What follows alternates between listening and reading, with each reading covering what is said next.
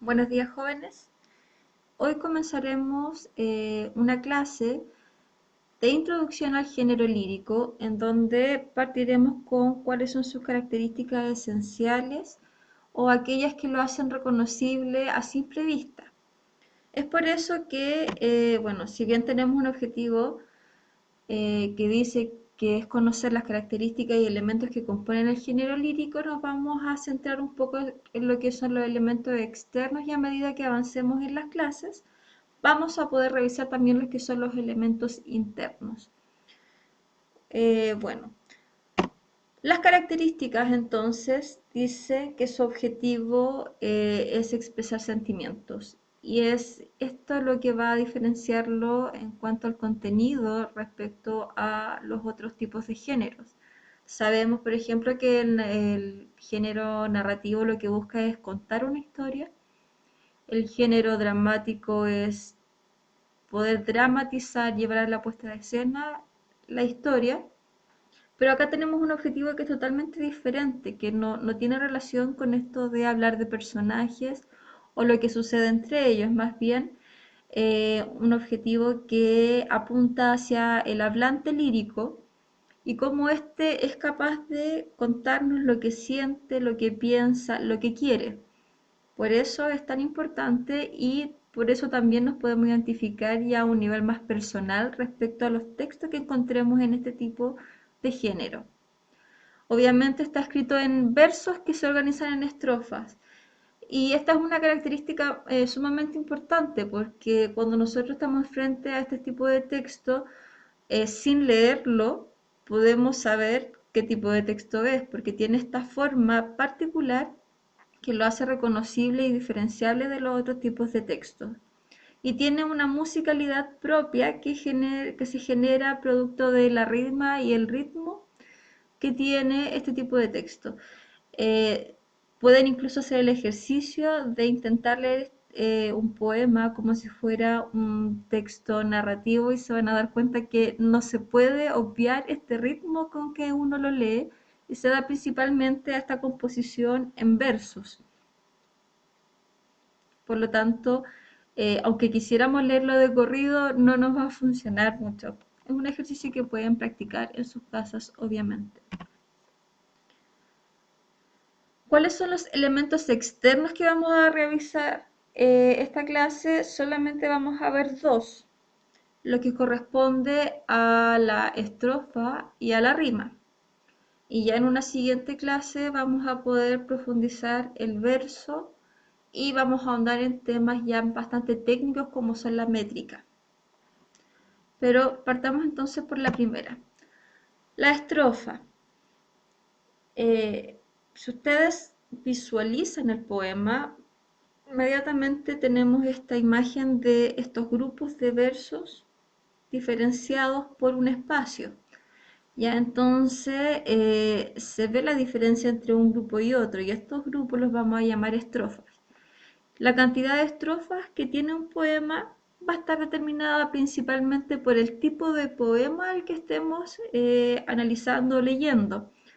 Porque, por ejemplo, una oda puede estar compuesta de una sola larga estrofa o de varias estrofas eh, hablemos de 7, 8 versos.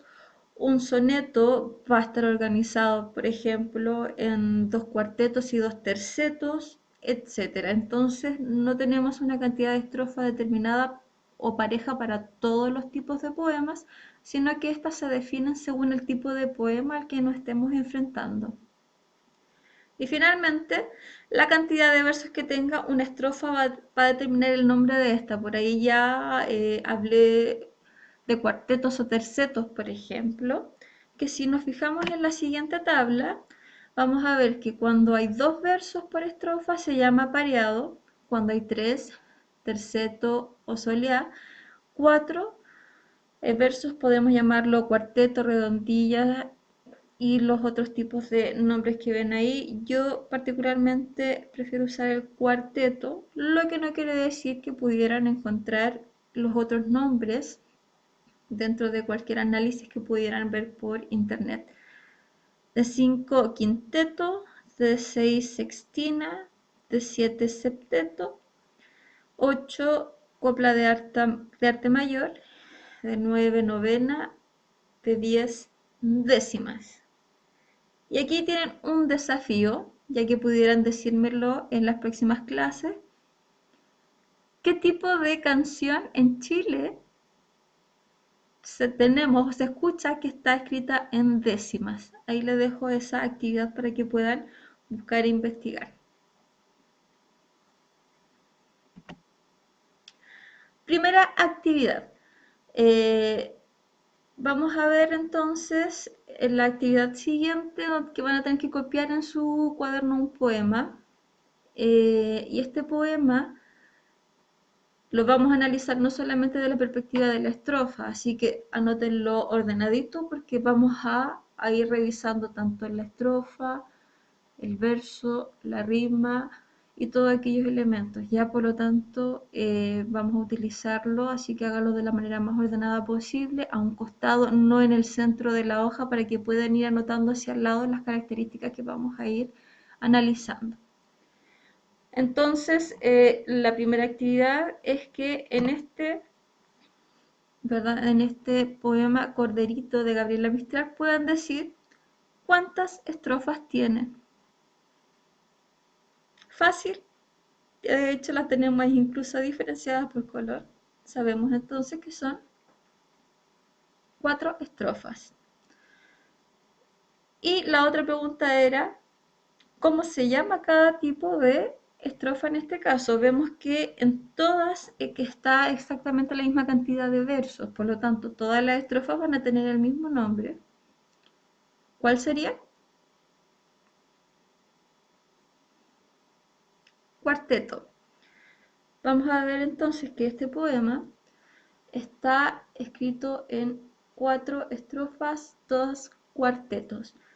Y vamos a aprovechar a revisar los otros elementos que ya habíamos visto. Por ejemplo, yo les dije, no se puede leer este poema de corrido como si fuera un texto narrativo, como si fuera prosa. Pueden intentarlo. Corderito mío, suavidad callada, mi pecho es tu gruta de musgo felpada. Si se dan cuenta, aunque trato de leerlo de la manera más pareja posible, se sigue escuchando cierta entonación. Y como ya les adelantaba antes, se da principalmente por el efecto del corte en verso, porque pese a que en la primera parte dice Corderito mío, suavidad callada, hay solo una coma que pudiéramos leerlo más o menos de corrido, no se puede. Instintivamente tendemos a hacer esa separación que nos ayuda a tener ese ritmo dentro del poema de la lectura. Una lectura acorde sería algo como esto. Corderito mío, suavidad callada, mi pecho es tu gruta de musgo afelpada. Carnecita blanca, tajada de luna, lo he olvidado todo por hacerme cuna. Me olvidé del mundo y de mí no siento más que el pecho vivo con el que te sustento. Y sé de mí solo que en mí te recuestas, tus fiestas, hijo mío, apagó las fiestas.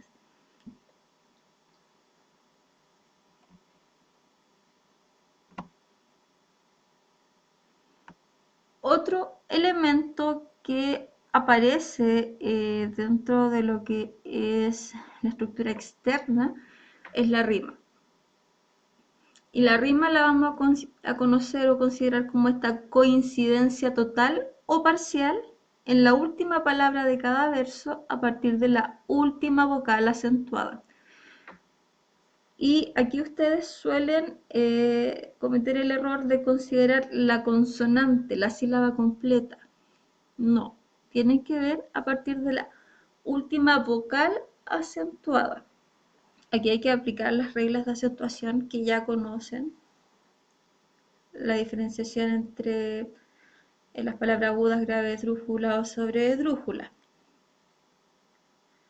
Cuando la coincidencia es total, se llama rima consonante. Y esta se representa con una letra mayúscula. Y aquí quiero que presten atención en lo siguiente. Tenemos un ejemplo de un extracto de este poema de Félix María Samaniego que dice: aunque panal de rica miel, 2000 moscas acudieron, que por golosas murieron, presas de patas en él. No es que aquí esté mal escrito, jóvenes, pensemos que está en una época diferente donde el español todavía no tenía esta evolución que hoy tenemos estas palabras juntas, ya no es que esté mal escrito, está escrito en una época diferente. Si nosotros nos damos cuenta en las últimas palabras, miel, acudieron, murieron y él. En la primera palabra nosotros no tenemos marcada la palabra completa, ni siquiera tenemos marcada esta consonante, la I, o sea, esta vocal, disculpen, la I, sino que parte acá, en la E.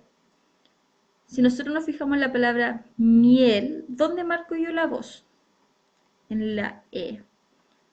Si yo marcara la voz en la I sería miel, miel, no miel, miel. Ahí tienen que fijarse cómo se produce la diferencia entre miel y miel. Esto quiere decir entonces que la última vocal acentuada es la E. Y de aquí en adelante tenemos que buscar la coincidencia, por lo tanto sería el. Abajo tenemos de hecho presas de patas en él. Tenemos acá, ¿verdad? Esta palabra, ¿verdad? Este pronombre personal que coincide completamente. Tenemos coincidencia tanto de vocal como de consonantes a partir de la última vocal acentuada. Por lo tanto, aquí tenemos una primera rima consonante. Y fíjense que aquí la representamos con una letra mayúscula A. Luego tenemos las palabras acudieron y murieron. Acudieron, dieron, eron. Si fuera acá, ¿verdad? La vocal acentuada, al igual que en el ejemplo anterior, sería acudieron, acudieron. Pero uno no dice acudieron, uno dice acudieron. Por lo tanto, la última vocal acentuada es la E y la coincidencia tiene que darse no solo con la E, sino que también con la R, la O y la N. Eron. Y que tenemos la coincidencia entonces acá abajo con murieron. Por lo tanto, la coincidencia es completa, tanto en consonantes como vocales, y vamos a considerarla una rima consonante. Además, fíjense en lo siguiente. Acá al ladito tenemos algunas vocales que están en paréntesis. Y las 4 están en mayúscula. Como dice aquí, la rima consonante se representa con una letra mayúscula. Esto quiere decir que cuando nosotros estemos analizando la rima del poema, y yo pregunto por el tipo de rima, ustedes tienen que hacer este ejercicio. Entonces, esta va a ser la primera rima. Por eso la marcamos con una letra A. Y como esta coincide con esta, también le vamos a poner la letra A. Esta es una rima diferente, por lo tanto es la letra B. Y como esta coincide con esta, también le vamos a poner letra B mayúscula porque es consonante. En la medida que empiecen a aparecer más rimas, vamos a ir agregando letras. Por ejemplo, si aparecieran después las palabras saltaba y jugaba, vamos a colocar la letra C. Si después aparece corría y sabía, como otra rima, sería letra D, y así consecutivamente hasta analizar el poema por completo.